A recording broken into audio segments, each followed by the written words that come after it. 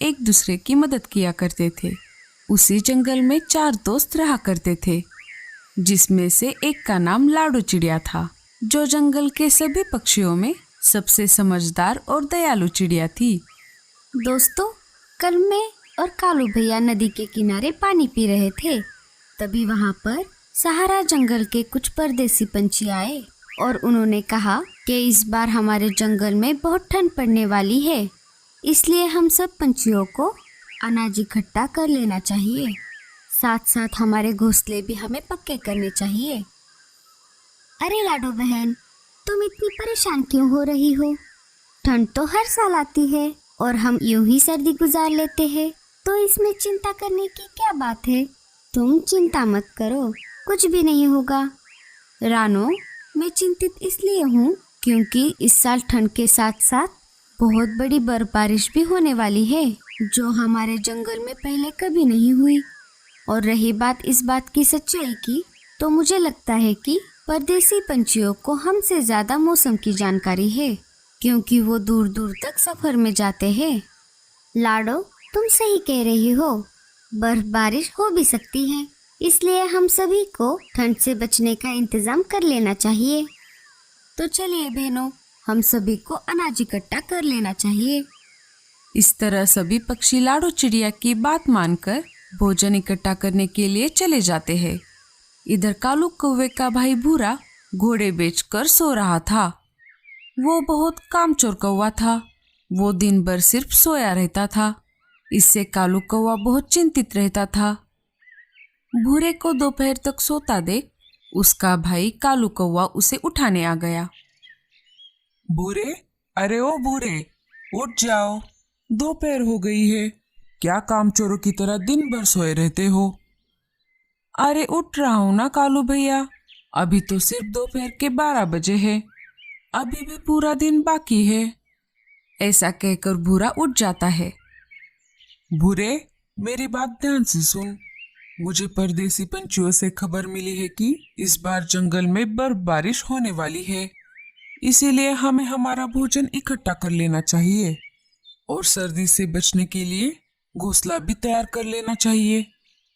कालू भैया, तुम जाओ, तुम मेरी चिंता मत करो, मुझे ठंड से कुछ नहीं होगा। सोच ले भूरे, मैं तुम्हारे लिए दाना नहीं लाऊंगा। ठीक है, तुम जाओ, मैं तो चला सोने। ऐसा कहकर भूरा फिर से सो जाता है। कालू कौवा अनाज इकट्ठा करने के लिए दूसरे जंगल चला जाता है। दिन भर मेहनत करने के बाद लाडो, रानो, बुलबुल और मीनू मौसी अपने अपने घर वापस आ जाती है। लाडो चिड़िया अपने घोंसले में बैठी हुई थी। तभी वहां पर कालू कौवा आ जाता है और कहता है, लाडो, आज तो मैंने तुम्हें दिन भर नहीं देखा। हाँ कालू भैया, आज मैं और बाकी सारे पक्षी अनाज इकट्ठा करने के लिए दूसरे जंगल गए थे। वैसे आप भी भोजन इकट्ठा कर लो। आपको तो पता है इस बार बहुत ठंड पड़ने वाली है। हाँ लाडो, मैं भी अनाज इकट्ठा कर लूंगा। वैसे मुझे तुमसे एक मदद चाहिए। बोलिए ना कालू भैया, मैं आपकी क्या मदद करूं? लाडो, तुम मुझे कुछ अनाज दे दो, मैं तुम्हें कल वापस कर दूंगा। ठीक है कालू भैया। और फिर लाडो कालू कौवे को अनाज के दाने दे देती है। कालू कौवा खुश हो जाता है और अनाज के दाने लेकर अपने घर चला जाता है। सुबह हो जाती है। रानो, मुझे लगता है हमारे जंगल में तिनकों की कमी हो गई है। कल भोजन इकट्ठा करते वक्त मैंने तिनके की खोज की, पर मुझे बहुत कम ही तिनके मिले, जो बहुत ही ज्यादा कमजोर थे। मुझे नहीं लगता वो तिनके घोंसले बनाने के लायक है। मुझे भी कुछ खास नहीं मिला था। अगर ऐसा ही हाल रहा तो हम वक्त पर हमारे घोंसले नहीं ठीक कर पाएंगे। क्या हुआ बहनों, तुम इतनी परेशान क्यों दिख रही हो? अरे लाडो, क्या बताऊं, मुझे लगता है हमारे जंगल में तिनकों की कमी हो गई है। मुझे और रानो को सही से तिनके नहीं मिले। अगर ऐसा ही हाल रहा तो सर्दी से पहले हम हमारे घोंसले नहीं ठीक कर पाएंगे। वैसे भी जब सर्दी आएंगी तब का तब देख लिया जाएगा। हमारे घोंसले तो अभी तक मजबूत ही है। नहीं मीनू मौसी, हम यूं ही बैठकर सर्दियों का इंतजार नहीं कर सकते। हम तिनके जमा करने सहारा जंगल की तरफ जाएंगे। हमें मेहनत करनी चाहिए, क्योंकि मेहनत कभी भी बेकार नहीं जाती। ठीक है लाडो, इस बार हम तुम्हारी बातें मान लेते हैं। और सभी पक्षी उड़कर सहारा जंगल की तरफ चले जाते हैं। भूरा कौवा उन्हें छुपकर देख रहा था। वो हंसते हुए कहता है, बड़े आए समझदार, यूं ही अपना सारा दिन बेकार के काम करने में लगे रहते हैं।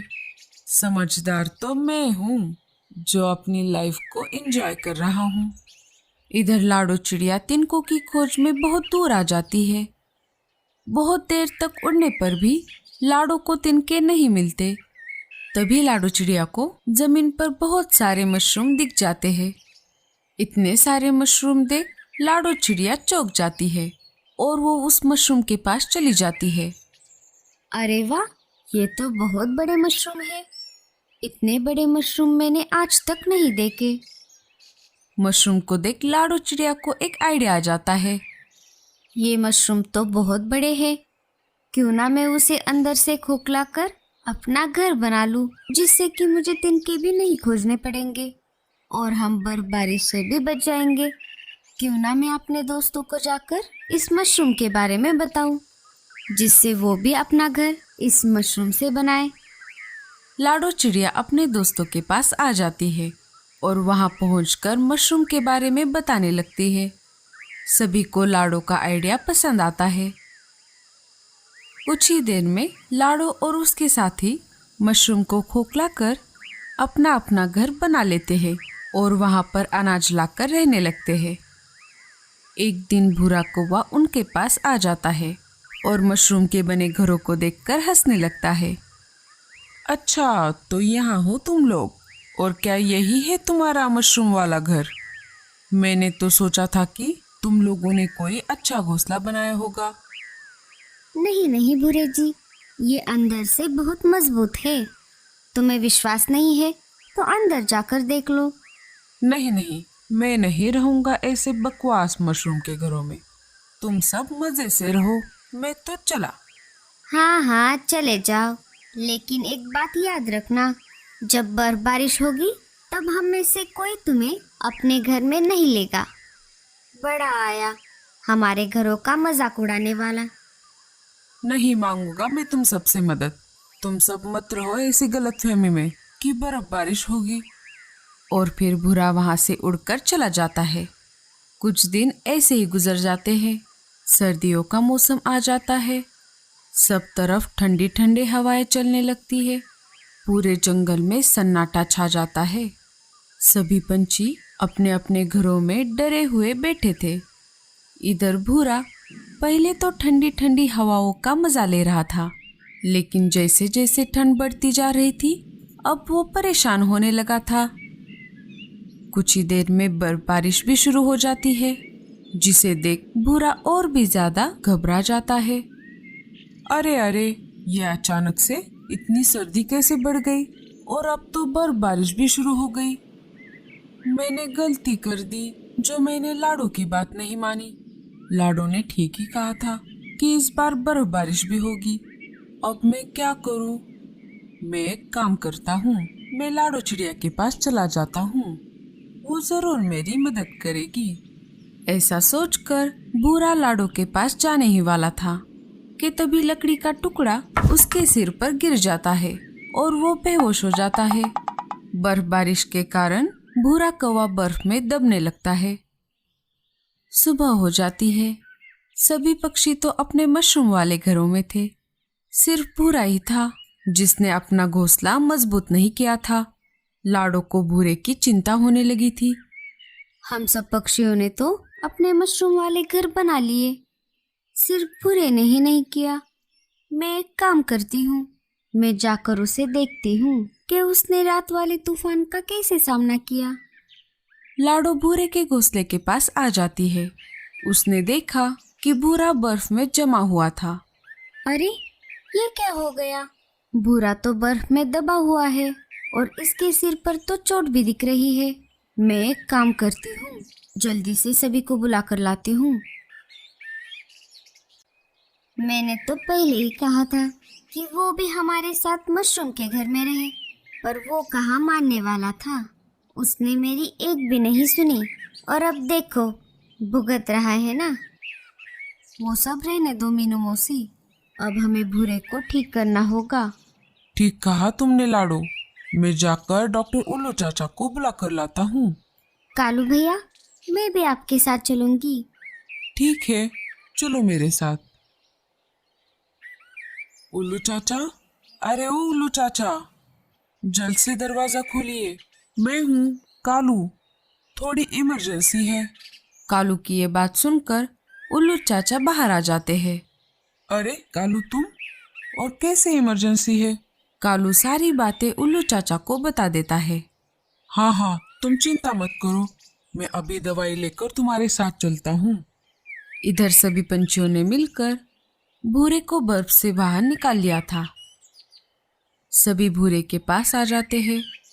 उल्लू चाचा भूरे को दवाई पिला देते हैं और उसकी मलहम पट्टी कर देते हैं। भूरा सभी पंछियों को अपने पास देख बहुत खुश हो जाता है। आप सभी का बहुत बहुत धन्यवाद, जो आपने मेरी जान बचाई। धन्यवाद की कोई जरूरत नहीं है, तुम तो हमारे दोस्त हो। तुम चिंता मत करो, हम सभी पंछी मिलकर तुम्हारे लिए एक मशरूम का घर बना देंगे। सभी पंछी मिलकर भूरे कौवे के लिए एक मशरूम का घर बना देते हैं। फिर सभी पंछी एक साथ खुशी खुशी